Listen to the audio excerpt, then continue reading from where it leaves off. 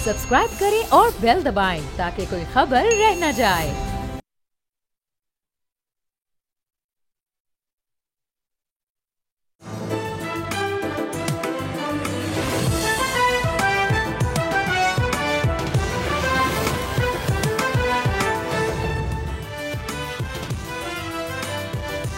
नाज़रीन, you are watching debate with Natiya Mirza. Nazir Faisal वादा साहब ने एक स्टेटमेंट दिया हाल ही में, और ख़ासतौर पे उस कॉन्टेक्स्ट में जब हमने भारत के ख़िलाफ़ जंग जीती, भारत को हर महाज पर मुँह तोड़ जवाब दिया और अपनी दिफाई सलाहियत का लोहा मनवाया। इसमें कोई शक नहीं है कि फैसल वादा साहब ने जो बात की कि दिफाई बजट में इजाफा होना चाहिए। यकीनन जब दुश्मन को पुसपाई हुई है तो वो ऑलरेडी हमसे कई गुना बड़ा वो मुल्क है, उसका बजट ज़्यादा है, वो मज़ीद उस पर इन्वेस्ट करेगा और यही सूरत हाल हमारे यहाँ भी होनी चाहिए। लेकिन दूसरी तरफ जो फैसल वादा साहब क्या रहते हैं, ज़रा एग्जैक्टली पहले वो सुनते हैं।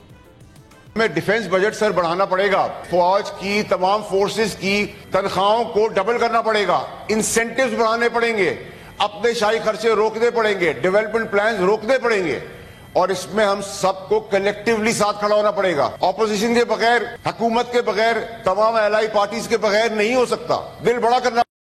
इसमें कोई दो राय नहीं है जो फैसल वादा साहब कह रहे हैं, लेकिन फैसल वादा साहब ने जो बात की है, एहसान इकबाल साहब ने भी आज उसको इंडोर्स किया है कि दिफाई बजट बढ़ना चाहिए, दिफाई बजट ज़रूर बढ़ना चाहिए, लेकिन उसका कोई तरीक़ाकार होगा। अगर फैसल वादा साहब ये समझ रहे हैं कि अवाम का पेट काटेंगे और अवाम अपना सिर्फ और सिर्फ अवाम अपना पेट काटे, या जो ऑलरेडी सैलरीड क्लास है उस पर मज़ीद बोझ डाला जाए, जबकि दूसरी तरफ गवर्नमेंट जो है वो जो अपना बजट तैयार कर रही है उसने कोशिश की कि जो सैलरीड क्लास है उस पर इस दफ़ा कम बोझ डाला जाए, जो शायद IMF ने अभी एक्सेप्ट नहीं किया, उसकी वजह से थोड़ा सा डिले भी हुआ है, और कि दूसरी हिकमत अमली दें कि दूसरी तरफ फिर आपकी हिकमत अमली क्या होगी जहाँ से आप इस चीज़ को बैलेंस करेंगे।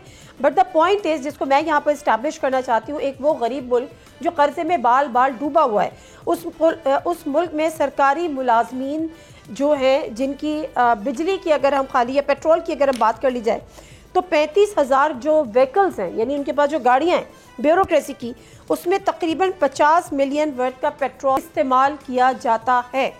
सैलरीज की अगर हम बात की जाए, वो पार्लियामेंटेरियंस की उनकी पिछले महीने 140% सैलरीज उसमें बढ़ा दी गई है, यानी जो वफाकी वज़रा की तनख्वाहें 2,18,000 रुपये से बढ़ाकर 5,19,000 रुपये कर दी हैं। और इसी तरह से अगर हम बात करें बिजली के बिलों की, एक रिपोर्ट के मुताबिक रवा माली साल के पहले 6 माह के दौरान सरकारी मुलाजमीन ने 8 अरब 30 करोड़ रुपए से जायद की मुफ्त बिजली इस्तेमाल की है। तो क्या ये अय्याशियों को भी कट लगेंगे? ये फ्री बिजली, free petrol, free travelling, TADS वगैरह वगैरह, इन पर भी कुछ होगा? ज़रा इसके अलावा भी गुफ्तगू करेंगे। इस साथ हमारे साथ मौजूद हैं शब्बर जैदी साहब, जो कि फॉर्मर चेयरमैन है बिहार के। शब्बर जैदी साहब, ज़रा फरमाइएगा, फैसल वादा साहब ने स्टेटमेंट दी है और यकीनन इसमें कोई दो राय नहीं है, डिफेंस बजट में इजाफा होना चाहिए। जो हमने कारकर्दगी देखी, जिस तरह से महाज पर दुश्मन को शिकस्त दी, लेकिन उसका तरीक़ेकार वाज़ेह नहीं किया। क्या एक दफ़ा फिर वो ये समझते हैं कि अवाम अपना सिर पेट काटे और दीगर जो हमारी जो एलीट क्लास है, वो सो कॉल्ड, वो उसी तरह से उसकी अय्याशियाँ जारी रहें? देखिए, बात ये है, पिछले साल आपका इंटरेस्ट का जो खर्चा था डेट सर्विसिंग का, वो था 9,700 अरब रुपए। ठीक है, तो और उस वक्त क्योंकि इंटरेस्ट रेट तकरीबन 22 पे चला गया था, अब इंटरेस्ट रेट 11% पे चला गया है, तो ये तकरीबन 8,700 के करीब हो जाएगा। तो 1,000 बिलियन की बचत होगी इंटरेस्ट के अंदर। उस 1,000 बिलियन में से 600 बिलियन दिफा में दिया जाएगा। ये इसकी अंग्रेजी है। अब जो लोग इस काम को नहीं जानते, वो जब गुफ्तगू करते हैं तो बिला वजह वो चीजें पेश कर देते हैं। आपको मैंने ये बात समझा दी, इससे ज्यादा मैं समझाना नहीं चाहता। बहुत आसान अल्फाज में आपने बात समझा दी है, क्योंकि वो लोग खैर फैसल वाडे की बात, देखिए मेरा मकसद है, उन्होंने तो नंबर बनाने हैं ना कि जी मैंने डिफेंस बजट के लिए कह दिया। मैं भी ये कह रहा हूँ, मगर मैं किसी और रेफरेंस से कह रहा हूँ। मुझे पाकिस्तानी होने के लिए या पाकिस्तान के हमदर्द होने के लिए या पाकिस्तान की दिफा के लिए कोई किसी की सर्टिफिकेट की जरूरत नहीं है। मगर मैं जो आपको बता रहा हूँ, मैं सीधी सीधी बात बता रहा हूँ आपको। मैं एक सिंपल बता रहा हूँ कि 1000 बचेगा, उस 1000 में से 600 हम डिफेंस में डाल देंगे, 400 हम इधर उधर लोकेट कर देंगे। ये है हमारी साइंस, इसमें कोई रुकावट नहीं है, बिल्कुल ठीक है, हम भी एग्री करते हैं। इसको आप सियासी मसला बना लें, गुफ्तगू कर लें, आपकी मर्जी। समझ आई? बिल्कुल ठीक है, बिल्कुल ठीक है। शफर सैदी साहब, आपने बड़े बेहतरीन तरीके से, बेहतरीन अल्फाज में आपने बहुत सारी जो क्लैरिटी है वो लेकर आ गए हैं और लोगों को ये बात समझ आ गई है। और जिस तरह से दिफाई बजट में इजाफे की बात की है वो भी आपने बड़े ऐसे अंदाज में समझाई है कि जो आपका इंटरेस्ट रेट, तो चूँकि 22% आपका इंटरेस्ट रेट था और अब 11% है, तो 9,700 अरब से 1000 बच रहा है ना, उसमें 1000 बच रहा है, मैं 600 1000 बच रहा है तो 600 हम बढ़ा लेंगे। बिल्कुल ठीक है, बिल्कुल ठीक है। बड़ी सिंपल चीज है, 1+1 2 आपने बड़े तरीके से समझा दिया। खुदा का वास्ता है, सियासी इशू नहीं बनाए, ये सीधी सी बात है कि फौज का बजट बढ़ाना है, बिल्कुल बढ़ाना है, बिल्कुल बढ़ाना है, इन हालात में बिल्कुल बढ़ाना है। अच्छा शफर जैदी साहब जरा बताएगा, अब थोड़ा सा आगे बढ़ जाते हैं। IMF का मामला, एक तो ये कि हमेशा ये बात हुई कि हुकूमत ने जितने कर्जे लिए, अब बहरहाल कर्जे लेना है, हमारी मजबूरी है, हमारी ज़रूरत है। लेकिन अभी हुकूमत ने कहा कि जी हम सैलरी क्लास को भी थोड़ा रिलीफ देना चाहते हैं और एक आध चीज़ों में उन्होंने एक हदफ मुकर्रर किया महंगाई का भी, जिस पर IMF ने थोड़ा सा शो ये किया, अदम इत्मीनान कह लें या जो भी कह लें, कि आप दीगर तरीके से बताएं कि फिर आपकी रेवेन्यू जनरेट करने की स्ट्रैटेजी क्या होगी। क्या हम IMF को मुतमईन कर पाएंगे सर इस हवाले से? ठीक है, जो दो बातें हैं, इस पे सैलरी का टैक्स रेट पे थोड़ी बहुत कमी हम कर लेंगे क्योंकि पहला वाला इंक्रीज भी गलत था, मगर जो सैलरी तबका है 50,000 रुपए जिसको सैलरी मिलती है उसको, उससे आप टैक्स ले रहे हैं, ये जुल्म है बेसिकली। इंडिया में ये रेट जो अमाउंट है वो 36 लाख तक टैक्स एग्जेम कर दिया है और उन्हें 36 लाख पाकिस्तानी, 12 लाख इंडियन। तो ये जो जुल्म है ये खत्म होना चाहिए। मगर बाकी बातें जो आप कर रही है उसकी मैं उस पर कोई कमेंट नहीं करना चाहता, सिर्फ बातों की हद तक है, उसकी कोई हैसियत नहीं। अच्छा शफर जैदी साहब, चले जब हम बात करते हैं ना कि सारा बोझ अवाम पर डलता है, अवाम बिजली के बिल आपको पता है इस हद तक इंक्रीज़ हो चुके हैं, लोगों की इस्तात नहीं रही है बिल पे करने की। दूसरी तरफ जब हम ये खबरें पढ़ते हैं कि वफाकी वज़रा और वज़राए ममलिकत की तनख्वाहों में 140% इजाफा हो गया, पेट्रोल की मद में जो है वो 35,000 व्हीकल्स जो फ्री चल रही होती हैं उनमें 50 मिलियन वर्थ का फ्यूल उसमें डल जाता है, सैलरीज 140। उसके बाद जो है 6 माह के दौरान सरकारी मुलाजमी ने 8 अरब 23 करोड़ से ज़ायद की मुफ्त बिजली इस्तेमाल कर ली। तो अवाम पर तो ये खबर बिजली बन के गिरती है। ये अय्याशियाँ ख़त्म हो सकती है, यहाँ से सेविंग हो सकती है। देखो मेरी बात सुनो नादिया, वो जो बेचारे इस्लामाबाद में बैठे हैं, जो आपने डिबेटिंग क्लब बनाया हुआ है असेंबली की शक्ल में, उन बेचारों की कोई हैसियत नहीं है, तो उनको थोड़े बहुत शौक पूरे करने दो। तुम उनके पीछे क्यों पड़ी हुई हो? 8 बिलियन खर्च हो जाता है, 13,000 में 8 बिलियन को क्या परेशानी है, करने दो। वो बेचारे किसी इस काबिल तो है नहीं कि कोई ढंग की बात कर सके, कोई उनकी हैसियत नहीं है, कोई उनको पूछता नहीं है, कोई उनकी बाजार में कुछ समझता है। 300-400 1,000 पार्लियामेंटेरियन होंगे, 20-25 हज़ार और भी हैं। तुमने खुद ही कहा कि 8 अरब रुपए का खर्चा वो खा रहे हैं, खाने दो उनको। तुम लोग इस पे ये इशू बनाकर, ये नॉन इशू है, इसको क्यों लेकर चलते हो? ये असली बातें करो कि महंगाई क्या है। वो कि आपने सरकारी अफसर खा रहे हैं, पार्लियामेंट्री। यार वो बेचारे 340 बंदे बैठे हैं, उनको कोई इख्तियार नहीं है, कोई उनकी औकात नहीं है, कोई उनको पूछता नहीं है। उनको सर मैं तो सिर्फ माजरत सर, मैं सिर्फ पार्लियामेंटेरियंस की बात नहीं कर रही।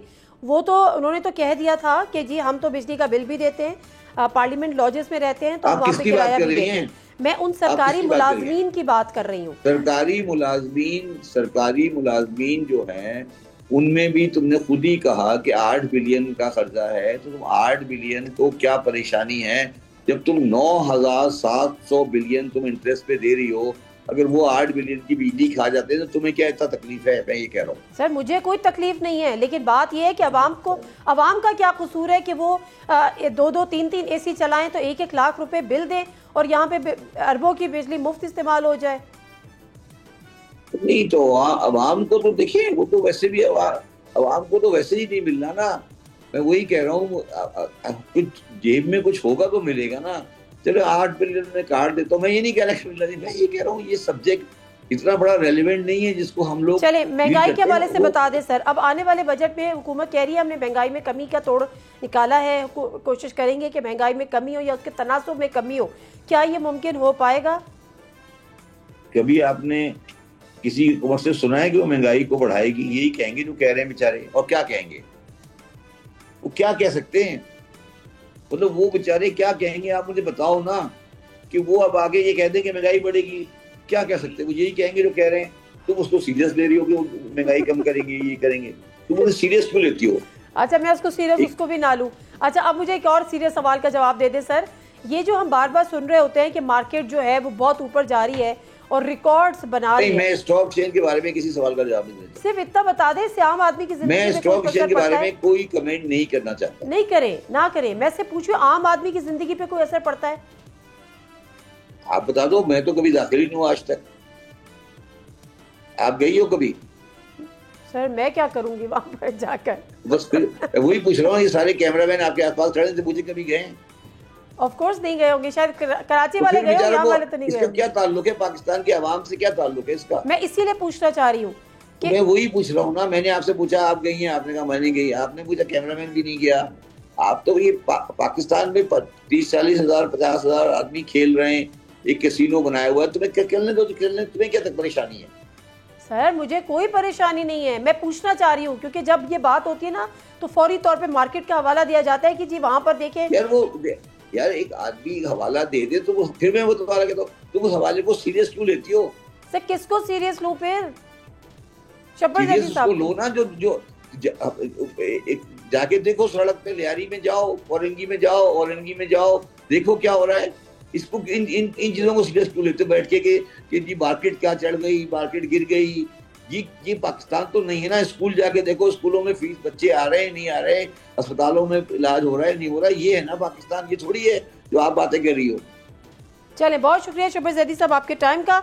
और शब्बर जैदी साहब आज मेरा अच्छे मूड में थे, या मैं उसको क्या कहूँ, लेकिन बहरहाल या तो वो थोड़ा सा सरकास्टिक वे में ये बात कर रहे थे कि हम इन मामलों को सीरियस क्यों लेते हैं। लेकिन जब हम ये देखते हैं कि अवाम जो है वो लाखों का बिल अदा कर रही है, एक रिक्शे वाला अपना रिक्शा चला रहा है, बाप जो है वो अपनी बेटी की जेवर बेच रहा है, अपनी बेटे के कान के बालियाँ बेच रहा है कि वो बिजली का बिल अदा करे, और दूसरी तरफ हमारे सामने ये खबर आती है कि 8 अरब 30 करोड़ की मुफ्त बिजली इस्तेमाल हो गई, तो फिर सीरियस तो लेना पड़ेगा।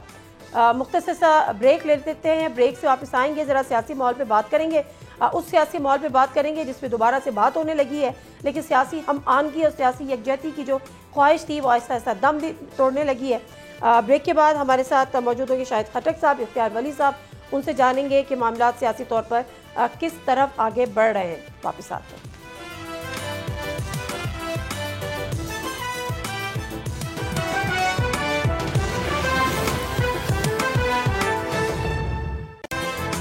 से प्रोग्राम में एक दफ़ा फिर आपको खुशामदीद कहते हैं। जंग के बादल जूं ही छटे तो हमें दिखा कि जो सियासी चांद है दोबारा से नमूदार हो गया, और उसी आबोताब से वो नमूदार हो गया। एक दफ़ा फिर वो इल्ज़ामात की सियासत, एक दूसरे पे तनकीद और एक दूसरे को बर्दाश्त ना करने की रिवायत दोबारा से सर उठा रही है। और ये बात सिर्फ सियासी जमातों या पार्लियामेंट में नहीं, उसके बाद सोशल मीडिया में भी उसी रविश पर दोबारा आ रहे हैं, वही आपस में शदीद इख्तिलाफ, एक दूसरे के खिलाफ।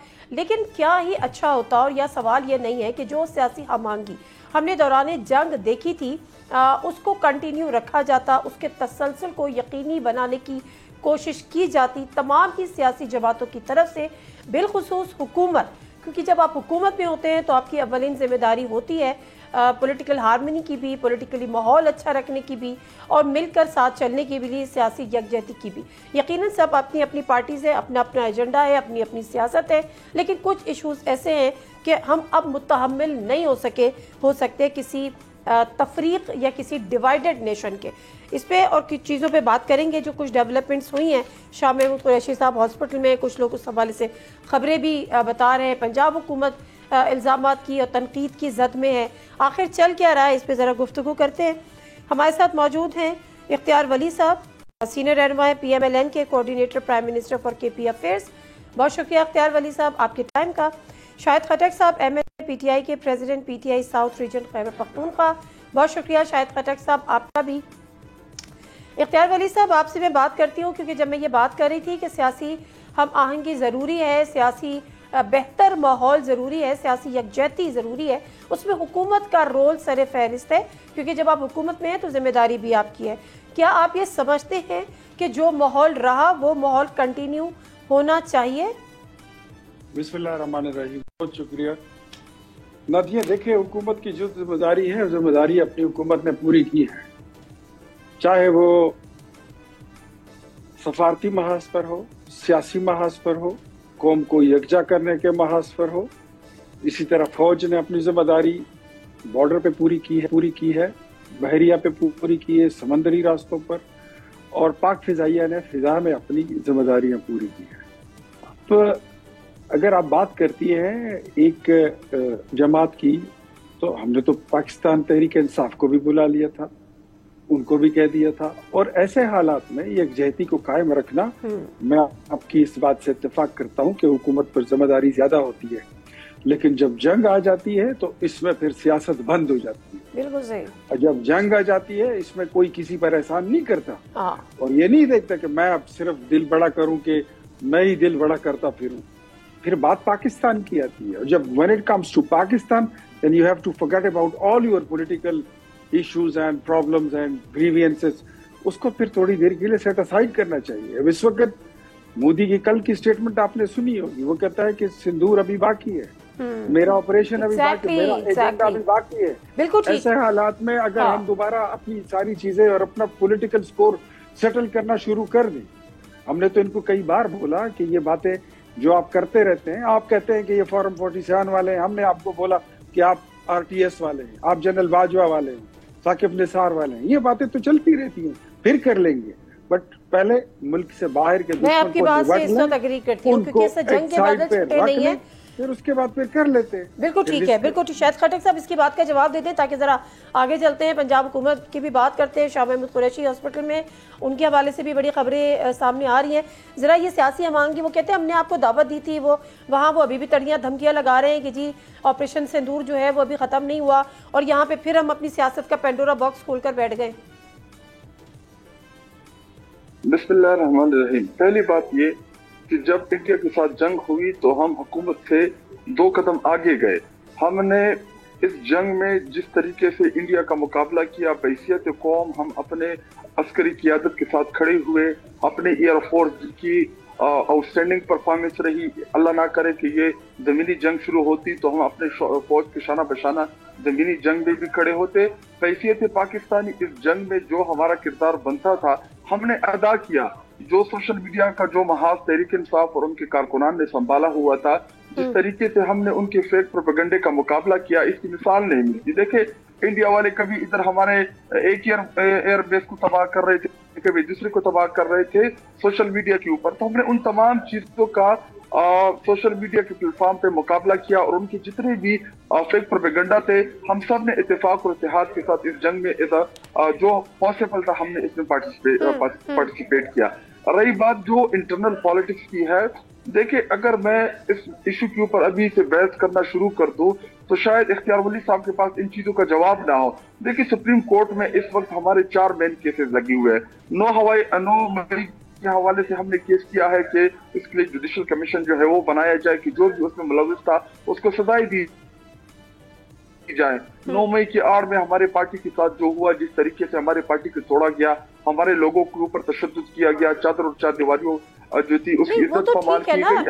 शायद खटक साहब इससे कोई इनकार नहीं है, शायद खटक साहब एक सेकंड ना, इससे कोई इनकार नहीं है, लेकिन मूव ऑन तो करना है ना सर, ये नहीं करना। देखिए, मैंने जंग के हवाले से, देखिए, मैं अभी इस आगे अगर आप मुझे कंप्लीट करने दें, मैं आपके सवाल की तरफ भी आ रहा हूँ। इसके अलावा इलेक्शन जो 8 फरवरी को जो इलेक्शन फॉर्म 47 के जरिए रेक किया गया है नहीं लगा, तो लार्जर बेंच ने फैसला किया मखसूस नशिस्तों के हवाले से, उसका फैसला हुआ, उसको इम्प्लीमेंट नहीं किया जा रहा, दोबारा सुप्रीम कोर्ट जो है वो चला गया है। देखिए, जब आपको अदालती इंसाफ ना मिले, जब आपको किसी भी लेवल पे इंसाफ की तवक्को ना हो, तो फिर आपके गिले भी बनते हैं, आपके शिकवे भी बनते हैं। फिर रियासत जो है वो अगर आपके ऊपर जुल्म और जबर करे तो देखिए हम पॉलिटिकल लोग के सियासी जमात है, हमारे पास एक ही रास्ता बचता है और वो प्रोटेस्ट का है, और वो प्रोटेस्ट हम करते रहेंगे। लेकिन अगर बात आएगी तो हम अपने मुल्क के साथ पड़े। सर अभी कोई हाल ही में नया प्रोटेस्ट करने जा रहे हैं उसके ऊपर मैं देखिए हमने हमारा 9 मई को हमारा प्रोटेस्ट था, लेकिन चूंकि इंडिया के साथ हमारे हालात ठीक नहीं थे, जंगी सूरत हाल थी, तो हमने अपना प्रोटेस्ट जो था मौखर करके हमने 11 मई को किया जब जंग बंद हुआ। अभी रही बात प्रोटेस्ट की, तो हम प्रोटेस्ट भी करेंगे। परमन प्रोटेस्ट हमारा जमहूरी और आईनी कानूनी हक है, आपको नजर भी आएगा, हम आगे करेंगे भी। और रही बात मफाहमत की, देखिए नहीं सर अब रुक जाए ना, सर अब रुक जाए, मुझे इख्तियार वली साहब से बात करने थे, मैं आपके पास आती हूँ, माजरत के साथ मैं वापस आती हूँ। इख्तियार वली साहब, ये जो पंजाब हुकूमत है ये बड़ी तनकीद की जद में है। फैसल वाडा साहब रख के वार कर रहे हैं, ऑल्दो के फैसल वाडा साहब एक सेनेटर हैं लेकिन उनकी कोई पार्टी नहीं है। किस तरह आप ये देख रहे हैं, ये तमाम चीजें उनकी जाती राय आपको लगता है? अच्छा ऐसा है कि एक बंदे की तनकीद जो है ना, मैं नाम भी नहीं लेना चाहता, वो बेचारा एक सेनेटर है और बस इतना ही है, वो तनकीद करे तो उससे क्या होता है? ये मेरे ख्याल में पूरी दुनिया को पता है, सारा जमाना इसका गवाह है कि इस वक्त जितना काम पंजाब में हो रहा है शायद वो किसी सूबे में नहीं हो रहा। इसकी तो एक दुनिया मुतरिफ है, उसके तो चर्चे चाइना और जापान में हो रहे हैं, तुर्की में हो रहे हैं। तो वो लोग जिस तरह काम कर रहे हैं, हर बंदा विश करता है कि हमारे सूबे में ऐसा काम हो। तो फैसल वावडा जो है वो मेरे ख्याल में और भी कोई चीज मिल जाए इसलिए वो फरियाद कर रहे हैं, लेकिन मेरे ख्याल में जो रास्ता उन्होंने चुना है इस तरीके से उनको इज्जत भी नहीं मिलेगी और इस तरीके से उनकी दाल भी नहीं गलने वाली। कौन सी दाल है जो गलानी है उन्होंने? इसी तरह होता है ना। नहीं एक सेकंड ना, उन्होंने कौन सी दाल गलानी है पंजाब हुकूमत पे तनकीद करके? ये आप उन्हें ये आप कह रहे हैं ना दाल नहीं गलेगी, तो मैंने कौन सी दाल गलानी है? पता होगा, आप उनसे पूछें। आप बताएं ना, आप कह रहे हैं दाल नहीं गलेगी, तो मैंने कौन सी दाल गलानी है? मेरी इस बात को कौम भी समझ रही है और फैसल वावडा साहब भी समझ रहे हैं कि वो कौन सी दाल गलाना चाह रहे हैं। लेकिन वो दाल उनकी नहीं गलेगी ना, उनके ये पापड़ जो है वो नहीं तलेंगे, वो तलते रहे अपनी। शायद खटक साहब आपको पता है कौन सी दाल है ये? उससे कुछ हो गए नहीं वाले। दूसरी बात मैं आपको देखिए एक बात बताता हूँ, ये तो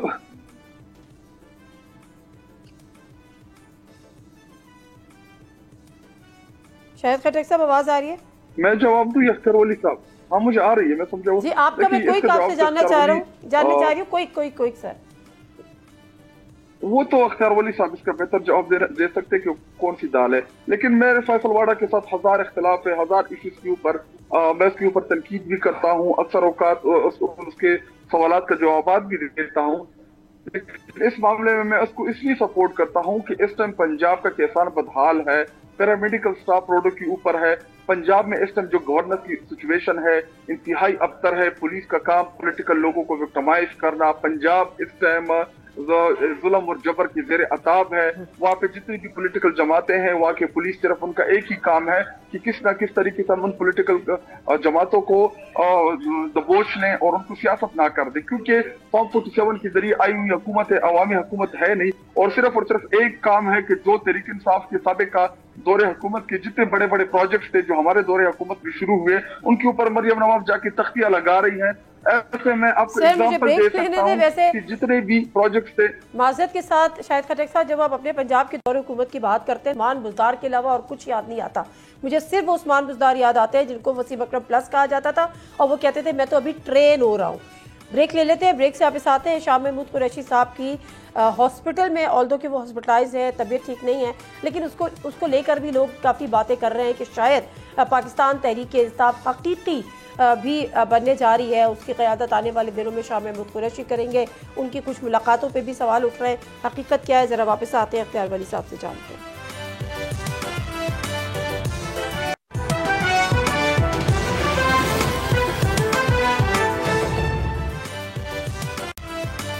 जी नज़ीर, प्रोग्राम में एक दफ़ा फिर आपको खुशामदीद कहते हैं। इख्तियार वली साहब, वैसे तो शाह महमूद कुरैशी साहब हॉस्पिटल में एडमिट हुए और उसके बाद अभी तो इतलात ये है कि वो जेल में उनको वापस कर दिया गया है, लेकिन दूसरी तरफ इतलात ये भी रही कि एक फॉरवर्ड ग्रुप बनने जा रहा है। ऑल्दो के PTI ने भी पंजाब में कहा है कि जी एक हम तहरीक एतमाद की तहरीक ले आएंगे और हमसे भी नून लीग वाले राब्ते में।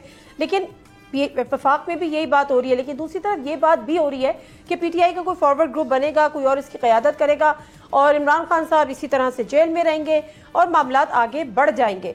क्या ऐसी कोई सुनी सुनाई आप तक पहुंची है?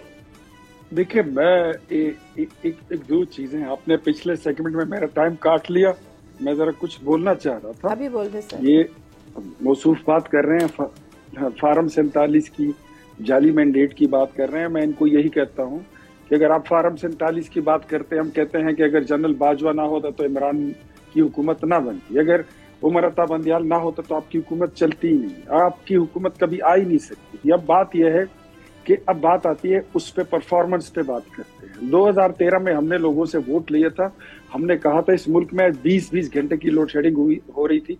आपको याद होगा नादिया मिर्जा, मैं कोई लगी लिपटी बात नहीं करता, हमें लोगों ने यही कहा था कि हमें दो चीजें दी, एक बिजली पूरी करके दें, दूसरा टेररिज्म था इस मुल्क में, लोग हमसे अमन चाहते थे। हमारी हुकूमत आई, हमने बिजली भी दी, हमने 5-7 हजार मेगावाट बिजली भी बनाई, दहशतगर्दी भी खत्म की। उस वक्त ये नारा लगा कि एक मौका खान को देना चाहिए। इन्होंने क्या नारा लगाया कि जी हम बुलडोजर फेर देंगे गवर्नर हाउसेस पर, सीएम हाउसेस में लाइब्रेरी बनेगी, वजीर आजम हाउस में यूनिवर्सिटी बनेगी, 50 लाख घर बनाएंगे, लोगों में मुफ्त बांटेंगे, इनकलाब आएगा, मदीने की रियासत बनेगी। कोई एक चीज बता दें अगर उसमें हुई हो, सिर्फ नक्शा ही दिखा दें 50 लाख घरों का, है कोई? नहीं। जवाब ले लूं इस पे शायद खटक साहब से? मैं जरा मेरी बात पूरी सुन लेना। 2024 का अब जब इलेक्शन आ गया तो 2000 इलेक्शन में हमारा वादा ये था कि हम जो मुल्क की डूबती मरती लरसती कांपती इकोनॉमी है, हमें इसको दोबारा उठाना है। हमने पाकिस्तान को दोबारा अपने पैरों पे खड़ा कर दिया है। वो पाकिस्तान जिसके साथ उस 2018 के इलेक्शन के बाद चाइना खड़ा नहीं हो रहा था, तुर्की नहीं हो रहा था, आपके साथ सऊदीया नहीं खड़ा हो रहा था, आपके साथ कुवैत नहीं खड़ा हो रहा था, कतर यूएई आपके साथ खड़ा नहीं हो रहा था, आज ये पूरी दुनिया आपके साथ खड़ी है। आज अमेरिका भी आपकी पॉलिसी को उसकी सपोर्ट कर रहा है। इंडिया को हमने आइसोलेशन में भेज दिया और पाकिस्तान इस वक्त सफारती महाज पर सारी जंगें जीत रहा है। वो मईशत जो डूब और मर रही थी वो आज अल्हम्दुलिल्लाह मस्कुलर बनने जा रही है और मस्कुलर बन चुकी है। तो हम तो परफॉर्मेंस बेस्ड बात करते हैं, इनके पास ले दे के नैरेटिव बेस्ड नारा, पॉपुलर नारे के अलावा इनके पास कुछ है नहीं। चलिए मुझे जरा कोई इस पे रिस्पॉन्ड देने दे ताकि हम आगे चलें प्रोग्राम में। मैंने आपको पूरा मौका दिया है वली साहब, किए बगैर जाती वली साहब पूरा मौका दिया। शायद खटक साहब कोई अगर आप इस पे रिस्पॉन्ड करना चाहें। ये जिन ये बात इन्होंने मुल्क पाकिस्तान को वो महंगे मुआहदे करके दिए कि जिसमें इनकी टैक्स गए जेबों में। अभी हम जो इसका बोझ ऊपर जिससे हमें सालाना अरब का नुकसान हो रहा है इस मुल्क के पाकिस्तान तो पाया। मदीना की बात की, देखे हम ईवान में रिजोल्यूशन के हाउस को यूनिवर्सिटी बनाए, उन्होंने घरों का कहा, तो मैं आपके प्रोग्राम में मैं इनको चैलेंज देता हूं कि मैं आपको ले घरों में आपको एक बड़ी 10 लाख बने हैं, 5 लाख बने हैं, 2000 इतने भी है। हमने उसकी याद रखी, मुख्तलिफ शहर बताऊंगा। नंबर 3 हमने नादिया मिर्जा आप खुद देख के 10 लाख यार नहीं, मैंने सरवली साहब मुझे कंप्लीट करने दिया। अब नहीं, मैं नादिया मिर्जा को कह रहा हूं कि वो चक्कर लगा रहे हैं, उनको दिखा दे, इनको दिखा दे जरा। चैलेंज कर रहा हूं मैं, आप ऑन द रिकॉर्ड कर रहा हूं, मैं आपको दिखाऊं। चैलेंज कर ही नहीं सकते हो, इतने आप नहीं शुरू हुए उन आप अपने काम के मुताबिक बात करें, आप नहीं कर सकते चैलेंज। और यार मुझे एक मोटरसाइकिल चोर क्या मकसद पे वो चैलेंज देगा? एक मोबाइल बेचने वाला बंदा मुझे क्या चैलेंज देगा? मुझे नहीं पता तुम्हारा, मुझे नहीं पता तुम्हारा कि तुम्हारी अपनी हैसियत क्या है। तुझे छोड़ो ये बातें, वज़ीर आज़म ने चैलेंज करता हूँ, कोऑर्डिनेटर बनाया, हैसियत होती है क्या कि तेरी हैसियत ढक गया तो नवाज शरीफ का मुलाजिम है। शायद खटक साहब मेरे ख्याल है पर्सनलाइज होने की जरूरत नहीं है। अगर उन्होंने परफॉर्मेंस से बात कर रही है, आप परफॉर्मेंस से बात कर रहे हैं, उनको काउंटर कर दें। परफॉर्मेंस बताओ, तुम्हारी परफॉर्मेंस क्या है? तुझे और नादिया करता क्या है इसके अलावा, मोटरसाइकिल बेचने के अलावा, चोरी के, उसके अलावा तुम्हारा और कारनामा क्या है वो बताओ, वो बताओ क्या किया है। तो मैं बता रहा हूँ तू मुर्गी चोर से तू मशहूर, तू शाहिद खटक साहब ना करें, आप नेशनल टेलीविजन पर बैठे हुए हैं, आप पर्सनल आप जाती इल्जाम लगा रहे हैं, आप जाती इस तरह से बात कर रहे हैं। मैं आपसे कह रही हूँ अगर आपको इशू है आप पर्सनल, उन्होंने अपनी परफॉर्मेंस गिनवाई है, आप अपनी परफॉर्मेंस गिनवा, ये गलत कह रहे हैं, आप उनको काउंटर। मैंने कोई भी गलत बात की हो, मैंने ये बेचारा बहुत पीछे बैकग्राउंड है, इसकी इतनी हैसियत है नहीं, वो बन गया आगे पार्लियामेंट में, ये भी बैठ गया, अब ये भी बात कर रहा है, क्या कह सकते। क्या चोरी करता था नौशेरा में, तेरी इज्जत कोई नहीं जानता, मैं तुझे अच्छी तरह, मेरा ख्याल है ये बड़ी बिलो दी बेल्ट है, इसकी कोई गुंजाइश नहीं है, इसकी स्पेस में दूंगी नहीं आपको। तुम अपने इलाके में इसकी हैसियत नहीं है क्या तुम डबल शाह, तुम्हें लोग तुम्हें लोग डबल शाह कहते हैं, डबल शाह, तू डबल शाह। अच्छा एक सेकंड, शाहिद खटक साहब रुक जाइए प्लीज। बोला भी था कि इसको स्टूडियो में बोला, मैं तुम्हारे साथ उधर बात करता हूँ। शाहिद खटक साहब आप 2 मिनट रुक जाएंगे प्लीज। वली साहब, इख्तियार वली साहब, आप मेरी बात को छोड़ दिया, मेरी बात नौकर बराबर आदमी नहीं है, मैं तुम्हारी चमड़ी उतार दूंगा। माशाल्लाह, बकवास करते हो। एक सेकंड तुम सामने आ, मैं तुम्हें देख लेता हूँ। इख्तियार वली साहब मेरी क्या सकते, हैसियत नहीं है। आपको मैंने बताया भी था कि इसको मत बुलाओ, मैंने कह दिया था, आपने उठा लिया था, आप इस को उठा के ले आए गली। ये क्या कर रहे हैं आप शाहिद खटक साहब ने? बहुत शुक्रिया इख्तियार वली साहब, मुझे प्रोग्राम यहीं पे ख़त्म करना पड़ा है, करना पड़ रहा है बड़ी मजबूरी के साथ और बड़े अफसोस के साथ। शाहिद खटक साहब आपका भी बहुत बहुत शुक्रिया, दोनों शख्सियात बड़ी जो सीनियर शख्सियात हैं, सीनियर पॉलिटिशियंस हैं, लेकिन नेशनल टेलीविजन पे बैठ के जो आप लोगों ने इज्जत कमाई है, जिस किस्म की बातें हुई हैं, जिस किस्म के जुमलों का तबादला हुआ है, वो मैं नहीं समझती कि इस तरह से नेशनल टेलीविजन पे बैठ कर होनी चाहिए। और जो एक सब्र है, एक सियासी बुर्दबारी है, उसका दामन हमने हाथ से नहीं छोड़ना चाहिए। प्रोग्राम से दीजिए नादिम मिर्जा को इजाज़त, अल्लाह हाफिज़।